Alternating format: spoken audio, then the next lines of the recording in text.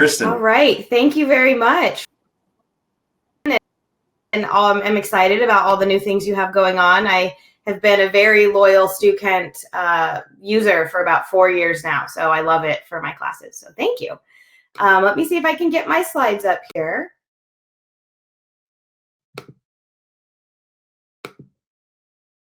All right, perfect. Okay, so I'm really excited to chat with everyone today, and you got a little bit of my introduction, but basically I've had the privilege of teaching at California State University in person with undergraduate students for the past 5 years, and then I've been teaching in the online environment for Washington State University's online MBA program for a little over 3 years. So I had this unique background before everything happened with a lot of us jumping into digital education before we really were ready. And I had this background of having done in-person and online courses. And so I've always been really passionate about it. I actually received my master's in the online MBA program from Washington State University. So I've been an online student, and I've been an online instructor, and I've been an in-person student, and I've been an in-person instructor. And it's just always been something I've been passionate about. And more recently, I've been involved in helping others get into the digital space. So I have started helping onboard new section instructors for Washington State University and been interacting with them, learning what they want to know, learning about what their concerns are. I was recently a mentor for something called Go Virtual, and that was a summer institute that California State University Chico put on for 200 faculty who had never taught online. We did an intensive 3-week training with them over the summer to get them ready for this fall semester, since in California here with the CSUs, we are online this semester, and we're also going online through next May. So some teachers weren't ready for that, and I jumped in as a mentor, and myself and 12 other faculty ran a workshop, led and walked through how to get online and how to be as prepared as we can be. And I was a speaker there mainly on the topic of student engagement. I also completed the quality learning and teaching course over the summer, which is about how to be successful in the online environment. And while I was doing all of these things, I heard the same thing over and over again in every training, in every question that I had from a one-on-one with someone I was mentoring. Everybody wanted to know, how do I engage my students online? It's very intimidating.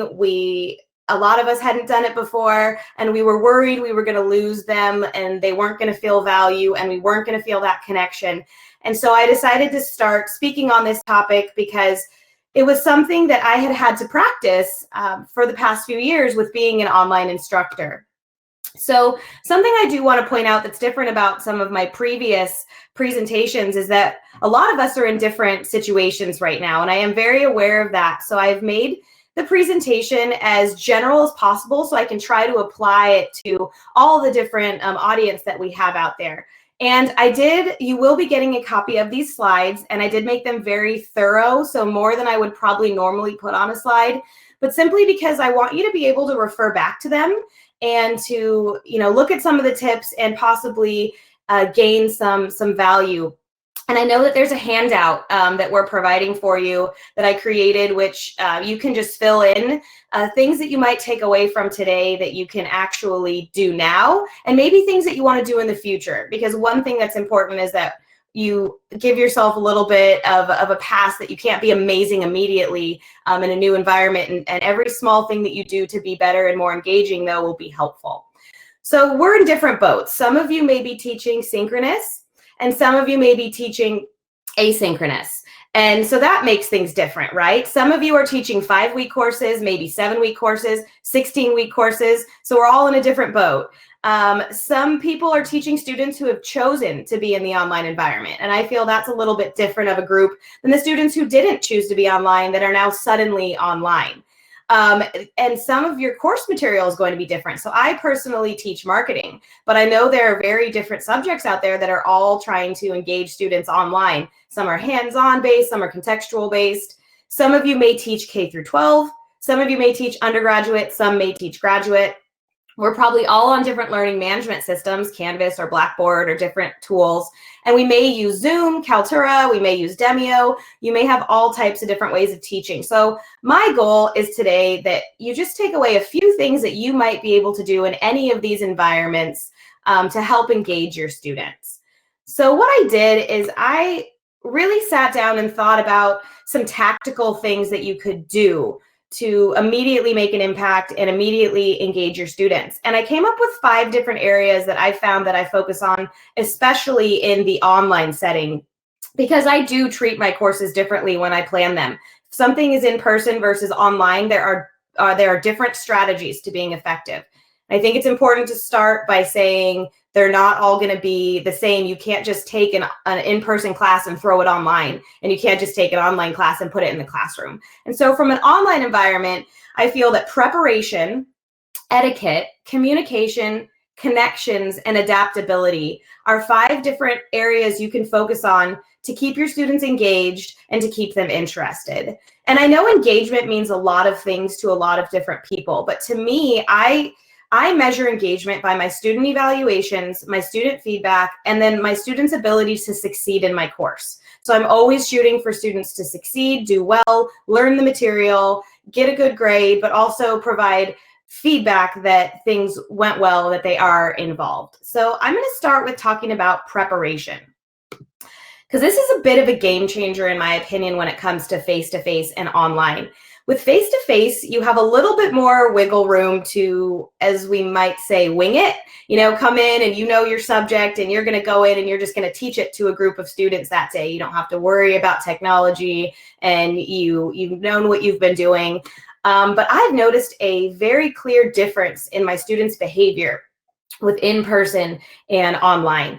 And online students are going to look through as much of the course as possible early in the beginning, where my in-person students I find are a little bit more relaxed. They'll show up on the first day a little less prepared. They'll expect you to go over things with them. They'll know that they have you right there.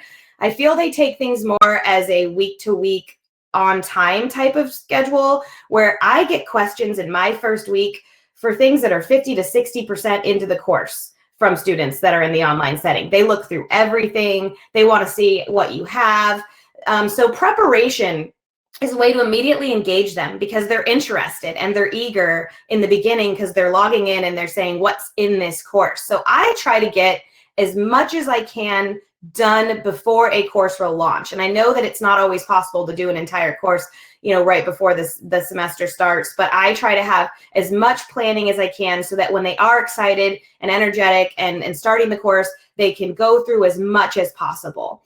So I always make sure that I have an introduction video. Some people prefer to do a written biography, and that's fine, but I always create a video. And I create a video that is generic so I can put it in every different class that I teach. So if you teach multiple preps, it'll be easier if you just make one generic introduction video. A little bit about your personal background, talk about your professional background, and just tell them you're excited to meet them, and you can post that in every class. Then I do a separate introduction video for the course.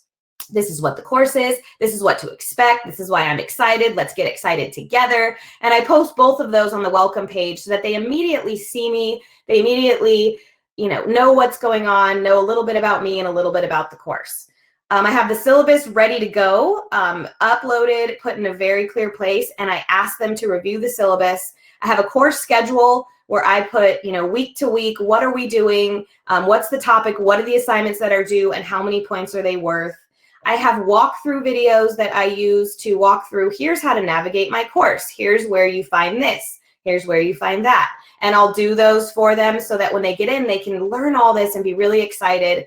And then depending on if you're going to have videos in advance or if you're going to be live, if I teach asynchronous and I'm teaching a course where I am posting the videos and not doing live sessions, I try to have as many of those ready to go because students are going to want to check them out and see what the class is about and figure out if it's a good fit for them because they also have time to, usually drop or change their course. So I make sure they get a good idea of what the course is about and if it'll be a good fit and if it's something they feel they should take. So I feel like up front, you should make your expectations overly clear and spell things out much more than you would in person. So I go over the syllabus, but I don't ask the students in person, hey, what did you get out of the syllabus? But online, I'll have a syllabus quiz. I'll say, here's the syllabus, and then once you've read it, please take this quiz and answer some of the important questions, because I'm not there to immediately answer the questions or read into who seems to know and who doesn't. So I use a syllabus quiz to help them engage.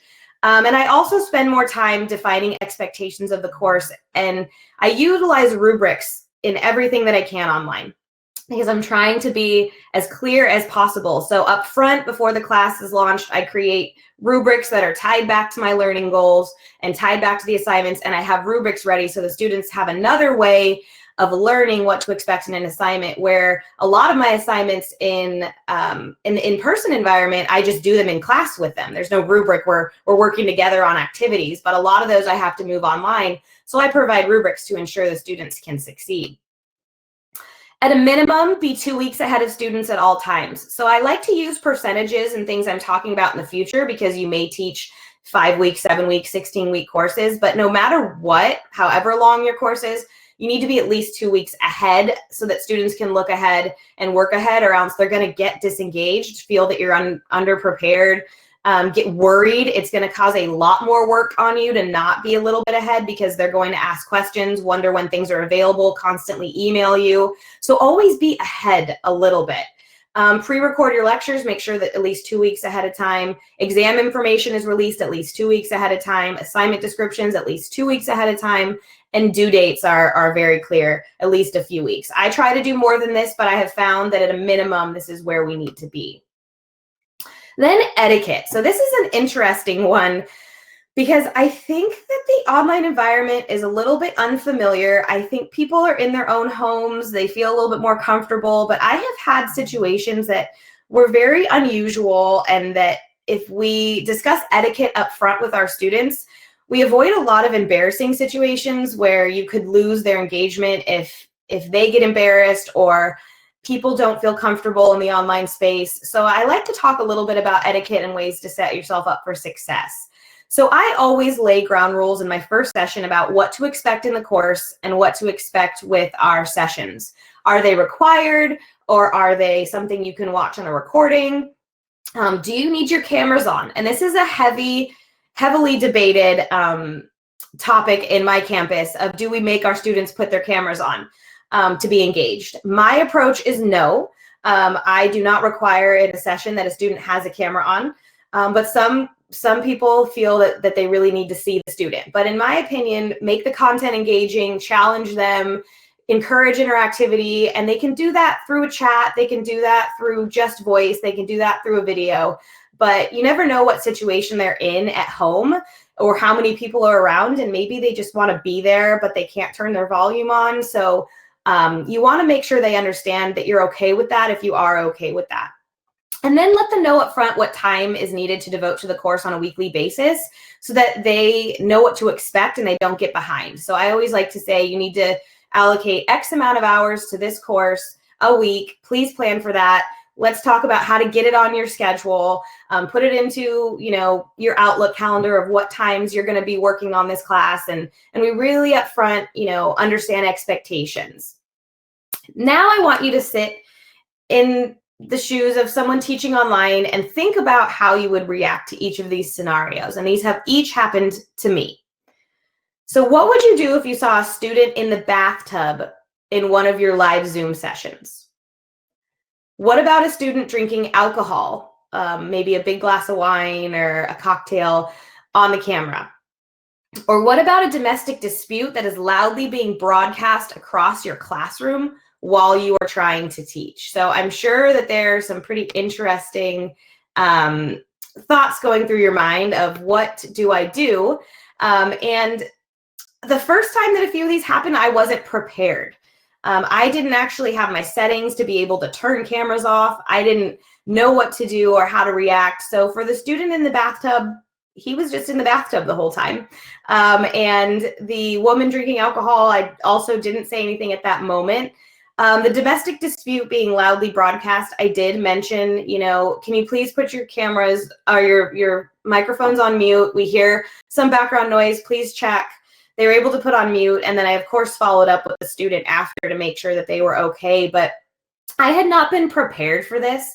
And I feel like I just want to share with people that some things happen on video, and I'm sure you've seen that are just a little odd. So what I did is I followed up with the students after and told them that maybe that wasn't the most professional thing to have done, but I did notice a little bit of disengagement. They were embarrassed. They never turned their cameras on. I somewhat feel I lost relationships. So how do we avoid having these things happen in the first place? And that is to set your expectations in the syllabus and discuss this in the first session. And I share these stories, and the students all look at me in horror of someone was in the bathtub or someone was, fighting with their spouse on camera in front of the rest of the students. And I explain that it has happened and it can happen to anybody. So please double check your settings every time that you enter. But being prepared for these situations was the best way that I've handled it going forward. And I also use my settings. So I use Zoom. If you use a different program, take a look at your settings. And some of the settings that I've found are effective to avoid embarrassing situations that might disengage your students are video. So my Zoom session used to be automatically defaulted to that video turns on automatically when someone gets into the room. Then they have to turn it off. Well, I went in and I changed that it's off and they choose to turn it on. That way you don't expose them in a situation that they weren't ready for. I also allow audio from the phone, not just the computer, so people can call in if that's the best way. I mute my participants upon entry, so I automatically mute them so that they don't walk in with any video or any sound, and then they choose when they want to, so I don't come across these situations anymore as common. You'll want to figure out, do you want people to be able to be chatting? Do you feel that it engages or disengages? Do you want to allow other people to share their screens? Because sometimes that can actually accidentally happen if they hit the wrong button and you allow them to share. So just look at your settings and make sure that they're consistent with what expectations you want, but also that they are communicated to your students. So I let them know you'll be put on mute and you'll be put with no video when you log into the class, but be sure that you turn those off when you're ready to engage. And then how long should your videos be? This is something that we talk a lot about with engagement in trainings and in my campus and in multiple places. And it's not the most ideal answer, especially when you're used to teaching an hour and 15-minute lectures or 50-minute lectures. But pre-recorded videos should be under 15 minutes. And research has even indicated that 6 minutes is the sweet spot. A 6-minute video is about where somebody keeps their attention and keeps engaged. So what does that mean for you? Well, what I do is I break my chapters up into topics and sections that I can do under 15 minutes. And I'll have chapter 1 and I'll have 4 videos, 4 6 to 15-minute videos about different topics. And then the students can watch them at different times. They'll understand, how they're connected, but they'll also be able to watch one of them and then stop and come back to it at another time when they're ready to. So there's a few perks that I've found to this approach. And one is that when you have to do a retake because you make a mistake or you need to update your content, you're only updating one 6-minute video, not 1 hour-long video because something changed or something went wrong. So it's a lot less pressure. I enjoy making those videos better and I can update them easier. My energy level is much higher when I'm teaching something for 6 minutes than trying to keep an hour going when I'm recording a video. And it also shows my students, I've gotten a lot of actual feedback that they say, wow, these 6-minute videos are great. And it shows that you're adapting to the online setting and our needs. And I appreciate that you did this. My other instructor just does, 2-hour lectures and I have to constantly rewind and fast forward and it's really inconvenient. And you're showing me that you care by creating videos that are more appropriate for this online setting. So shorter videos do actually work a lot with keeping your students engaged and interested in your content. And do not just speak at the students for the whole time. Provide opportunities for them to interact. So I love utilizing breakout rooms. So I will talk at them for 15 minutes when we're doing live sessions and then say, okay, go into a breakout room and, discuss this on your own and come back with what you found and we're going to share. Or I do group activities and group assignments. So it's not always just me talking because that can get very boring, especially over a certain amount of time. I've found, we've also been doing some recent studies on these big type of events, and they say that around 40 minutes for a session is about when we notice people starting to log out. So at about 40 minutes for, live conferences. So I try to keep that in mind with my live sessions. At about 40 minutes, people are starting to get disengaged at hearing me. So I need to make sure that I have something else going on. You want to make sure that, or what I like to do is share my screen and walk through what's going on that week. So there's no way that they can say they didn't know. I'll share my screen. I'll go through the Blackboard or Canvas LMS, and I will say, this is what's going on this week. This is how you submit your assignments.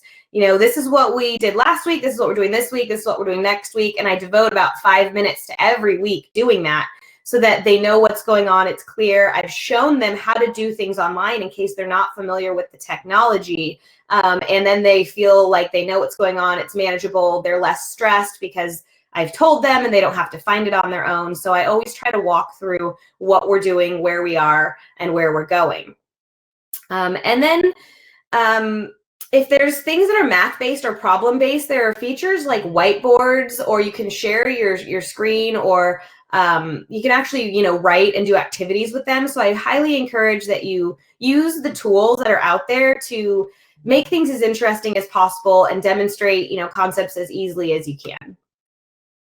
So this is the big one. This is the really big one, and this is communication. This is the #1 feedback from my online student evaluations that I get that is what keeps them engaged. And they say that I communicate very well. And a lot of this I've actually learned from talking to my students, is what kind of communication do they need? What do they need in order to be successful? And over communicate is always what I would say when it comes to an online setting. And it does take a little bit more time from, a daily standpoint, but they're things that I have found are very valuable. So this is looking at my student evaluations, and in my face-to-face courses, the typical feedback that I get from students around engagement is that I'm organized and prepared for my in-person lesson. I have passion for the material and a desire and willingness to help them succeed. And I love this. This is great, but it's very different than what my student evaluations say online, which they talk about clear communication. So they say, I liked this course because there was clear communication about what is due each week. There were clear expectations. I had clear feedback on my assignments. My instructor was responsive to my emails and discussion inquiries. There was clearly planned modules that are easy for students to follow. So the feedback I get is very different of what they're enjoying and what they appreciate. And a lot of what my online feedback is this communication component. So you need to respond to students timely. I ensure that I respond within 24 hours. Now, this is hard, and I'm sure a lot of you are feeling like it's impossible to disconnect if you're working at home, or you're not in the office, or you're in a different environment. How do you disconnect from class? So what I do on the days that I'm not, in my office at home working all day, is I set 2 times a day to check my email. I set an hour in the morning and an hour in the evening. That pretty much guarantees that I don't miss anything and I respond timely. Sometimes I can respond to somebody in 5 minutes if I'm sitting in front of my computer, but sometimes I'm out with my family and I don't want to respond, or I can't respond. So I tell them I'll try to respond within 24 hours. So I definitely set the expectation lower than what I feel is reasonable. I know that on one of my campuses, we do weekdays, it's a 24-hour response, and then weekends you can have a little bit more leeway. And then my other university, it's 24 hours at a maximum, but that's the slowest, I think, to really respond to a student to keep them engaged is 24 hours. And I think they have a higher expectation when we're online. I always ensure students know the best way to communicate with me. So I do offer my cell phone number if they need it, but I respond much better through email, and I'm very organized with email, and you can have a chain of communication through email. So I tell them that a text or a phone call is not really a way to get a hold of me, that email is the best way, and we can schedule a Zoom session or a phone call from there if they need to talk with me. And then sometimes if you want to respond to this 24 hours, but you have something going on in your life, a lot of the times I will respond with, I got your email. I will get back to that when I'm in the office on Monday, especially if it's not urgent. So I'm responding to them. I'm easing their pain and making sure that they know I'm there if they're stressed about something. And I say, don't worry, we'll get it. I will respond to you at this time. And then I add it to my calendar and I move on, with my life, or I flag it in my email so that Monday morning I go in and I say, who did I need to respond to because I didn't have time to actually answer their question over the weekend. So you can use that respond within 24 hours with a follow-up, 2 days later, but as long as you're responding, they're going to feel that you're engaged and they're going to feel really good. So I send weekly emails with deliverables and check-ins. So this was asked for me to do from a student. So I was having an interview with a student of how can I be effective for you? And this was the first week of class. I said, what have you found works? And she said, I really like it when my instructor sends an email on Monday of what's due that week, but most importantly, sends an email the day something is due with a reminder. So I just say, every Friday I look if something's due and I send a quick email to that class and say, just a friendly reminder, your discussion post is due by today. And so on Sundays, just a friendly reminder, your assignment is due today. And I've gotten huge feedback, spending an extra 10 minutes on certain mornings, just sending out to my students, this is due this week, is something that has made a huge impact with them staying engaged, staying on track, and getting assignments in on time. I always check in with students who miss big assignments. So if someone misses a small assignment, I don't have time to be chasing everyone down. But if somebody misses an exam, I always write immediately to them and say, what is going on? Like, what's going on in your personal life? How do we get this on track? Because that is an opportunity to communicate with them, but also helps me understand what their situation is, because we have a lot of unique situations going on right now. And it's a way to show them that you're engaged and you're invested in them and you noticed. And they really appreciate that. Check in at least once a semester with each student with a personal email. So this might not be realistic for everybody, but it's something I try to do over my 16-week classes. And I have a spreadsheet of all the students, and I organically allow them to reach out with me for the first, 25% of the class. If someone sends me an email and I get an opportunity to chat with them, I just check them off the list. And that'll actually get a lot of your students, taken care of.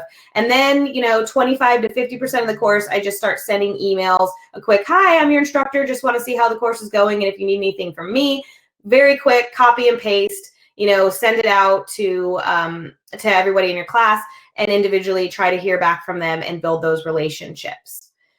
There's also some benefit in conducting beginning, middle, and end of the semester surveys. And I've done this in the past, where in the beginning, I just send out a quick survey to check for understanding. Usually I incorporate it into the syllabus survey, but then I do a middle of the semester survey that just says, how are things going? What tools are you finding valuable? Is anything still confusing for you? Is there any way I can support you? 4 or 5 questions, very quick.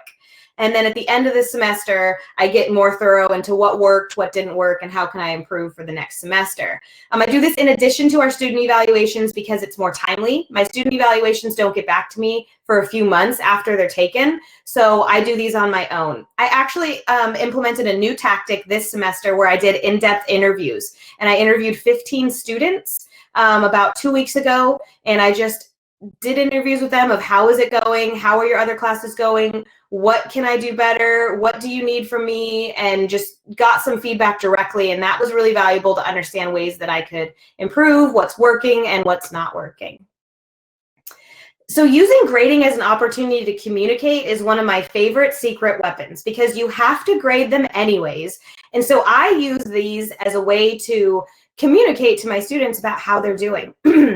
So you have rubrics. Rubrics are an excellent way to communicate because you're clicking on how they did and they're learning exactly what they did incorrectly. But usually in whatever learning management system you also have the opportunity to type comments. So I provide very personalized feedback to all assignments, especially in the beginning. So the first few, assignments are very important because they're setting the bar for student expectations of, are you paying attention? Do they really like what you have to say? What can they improve on? And you build that relationship. It takes longer up front, but it builds rapport and gives them confidence that you are listening. So, I use their name in every response that I said. I say, nice job, Tim. Here are some of the things that I enjoyed. Here's where you can improve. Thanks for getting this in on time. Something like that, just to show them that I am listening and it's an opportunity to communicate. Be very timely with your grading. So in my 5-week courses, I tell them what the expectations are, but that I'll grade their assignments within 48 hours of the due date in a 5-week course, because they need to know how they're doing in order to improve, because it's such a condensed course. With my 16-week courses, I usually give myself 5 to 7 days and tell them that it'll be about a week after I'll try to get to all their assignments and get them feedback. But when they know what to expect, they know not to stress, not to worry that, okay, it's been 4 days since I turned it in or since it was due and she hasn't responded. It also articulates to them that if they're going to submit an assignment 2 weeks early, I don't have the bandwidth to grade everything out of order or that early. I appreciate that they did that, but they know that I will grade it within 48 hours of the due date, and then I can plan ahead, blocks of time to grade their assignments in that window. It's timely, we communicate well, nobody is stressing. I don't get a bunch of emails asking when things are going to get back and if they got it right, and it makes things a lot easier. I think that communicating with students who really are not doing well is a very important way to re-engage somebody. So at the 25%, 50%, and 75% marks in the course, I send a check-in email to anybody with a 70% or lower. So in a 16-week course, that would mean week 4, 8, and 12, I send an email and just say, what's going on? Is there a way I can help engage you? How do we get you on the right track? Because you're at risk of not passing. And that, a lot of students have said, no one's reached out to me before. Thank you for being proactive. I had this going on in my life, but I was too embarrassed to talk about it. You're giving me the opportunity to fix it, and you're showing you care, and I'm going to get back on track. So that's a way to help re-engage your students. And prepare for your responses. How are you going to respond to what they have to say? If they ask to make things up, are you going to let them? Do you have extra work you can provide them instead? Do you give them tutor resources? Do you know what your department, your dean, your chair, your principal, do you know what your bosses, more or less, want you to do with late work? And I know that right now my campus is trying to be as flexible as possible to help students, because we just want them to learn the material, because it's a very hard environment. So I know what my boss expects me to do, and so I make sure that I'm doing that for my students. So connections is the next one, and this is really about, how do you build relationships in an online setting, because it's way easier to do in person. So my welcome video, I think, is a great way to show them a little bit about myself. And then I use the discussion board not only for graded assignments, but I also use them for fun discussions. So I teach e-marketing right now, and we have discussions that are graded about the simulation and things like that. But I also, when the social dilemma came out, I posted in a discussion board and said, hey, let's talk about this. It's not in my syllabus, but let's have some fun. And I got the students interacting. I award extra credit points or points for students that interact. So I told them on the fun discussion post that I'd pick 2 students to get a couple extra credit points for getting engaged. And a lot of them will talk, even if only a few are going to get rewarded. And then I utilize the feedback, as I said, as a chance to connect with students. So assignment feedback is a great way to connect, and I always use students' names. But you really have to find opportunities as much as you can. So for example, if a student discloses something personal, so I had an assignment where a student was writing about how COVID-19 has impacted the world, and she mentioned her grandma died in a nursing home with no one around her able to say goodbye, and I took that as an opportunity to connect. I emailed her, I sent my condolences, I asked her how I could support, and we built a relationship from there. So find opportunities to connect and talk to your students. If they reach out to ask about an assignment, I always answer that assignment question, but then I ask, how are you doing? Tell me, are you living in Chico right now? What are you doing? What's life like? And I build that connection. And I also keep a Google Sheet or an Outlook invite for anybody that I need to follow up with. So I do make sure to tell people not to put like this student has COVID in a Google spreadsheet that could publicly be found, because that could be a HIPAA violation. But I might put, this student needs a follow-up, and if a student has disclosed to me that they have COVID-19, I know on my calendar a week later I should probably check in and see how they're doing and see, what I can do for them. So I use opportunities and I log things to keep in touch with people and keep them engaged. If someone does really well on an assignment, send them an email, tell them nice work. If someone does poorly, reach out and ask them, hey, how can I help you? What can we do to improve going forward? And the last thing I want to go over is adaptability. And that is really coming from the fact that whether you've chosen to be online or not, we're here, and you can't teach the same exact way that you did in person online. It's not going to work. You can't just do that because you're not going to engage your students. So whether we like it or not, we have to adapt. So the biggest thing that I've had to find is courage. I'm constantly intimidated of trying things that I do in person and bringing them online. Like, how is that going to work? What if technology doesn't work? What if the students don't get it? I'm scared. But I've learned to not eliminate components of a course simply because I'm unsure how it's going to look online. I get creative. I'm open to setbacks. I'm transparent with my students, and I adapt when needed. So I've had a simulation where I had an assignment and the word count was just really unreasonable for what I was asking. And so I said, sorry, this is the first time I've done a discussion around this assignment. I've adjusted your word count for you to make it more reasonable and more valuable for you. Thanks for your patience. You know, I've had to change things, but I'm transparent that I've never done this before. So we're working through it together, and I'm just trying to make it valuable for you. I had to adapt. You know, I used to do a lot of in-class assignments, and instead I've adapted and I've put a simulation in, because I feel that it really helps and the students are giving really great feedback. And I had a group activity where I would have everybody fill in the blanks, and instead I created a fun video where they, you know, did a quiz online to fill in the blanks. But I've kept my important items, but I've changed them for the online setting. So just realize it's a different environment. And another thing that I've really had to change are my assessments. Is a multiple choice 100 question quiz the right thing for online? You know, are you going to proctor it? Is there academic integrity issues? Some students have told me that they feel that it's lazy for someone to just throw up an online, you know, 100 question quiz, that the teacher's really just trying to get things checked off. So I had to change, and I actually eliminated exams in some of my classes. Some need exams, but some I've actually taken them out and replaced them with other value-added activities. Things like simulations or using essay questions. I use a lot of video activities. So I will find a YouTube video or a video provided by a publisher that I'm working with, and I'll have the students watch it and write a response to it. And that, instead of doing just a quiz that week, that's a way to engage them that I feel they really enjoy. I use a lot more case studies and articles. And ultimately, what I have found, the biggest thing with adapting my style is I follow a quality over quantity method. So I used to have an in-class activity every week and all of these different things that I could do in person. But now that I'm online, I look at every assignment I do and I say, is this quality? Is this adding value? And if it's not, I get rid of it and I add more points to an important, valuable activity, because that is not just giving them a bunch of busy work, but it's giving them engaging, valuable work. It lessens my grading a little bit, and it also, you know, helps with really getting them involved and putting the time into what they need to be putting the time into.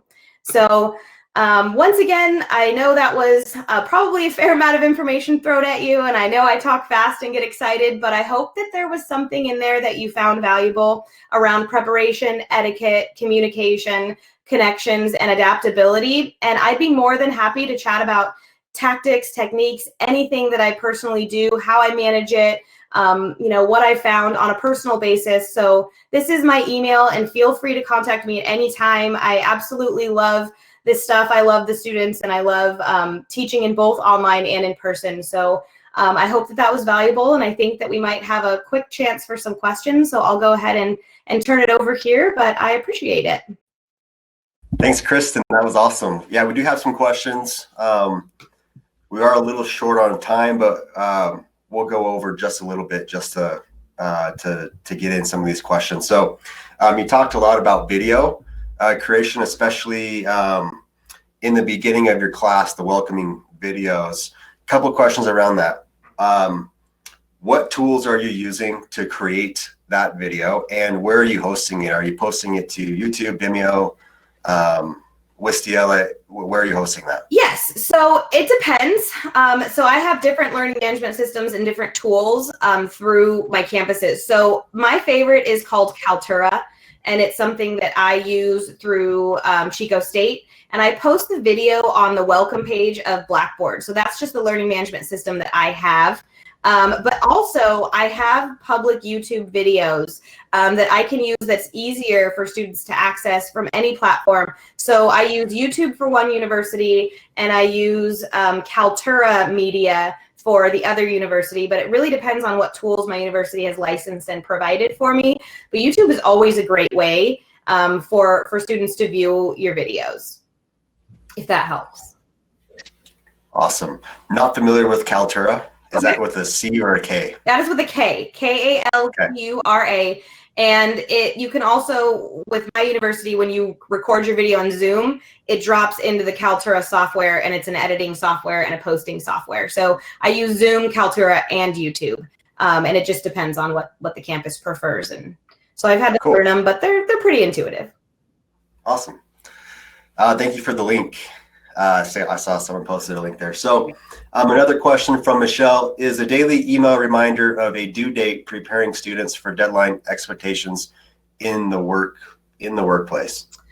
I think you could argue no, that it's not necessarily the best for preparation because they're not going to have that. I think that was not something that I do with my master's students who have chosen to be online. I do not do that for them at all. But I do it for my undergraduate students who have not chosen to be online, who are really trying to figure out what's going on right now from an engagement standpoint. So there are certain areas that I feel I have bended slightly to keep them engaged and keep them on track. And it's more important to me that they do the assignment and they learn it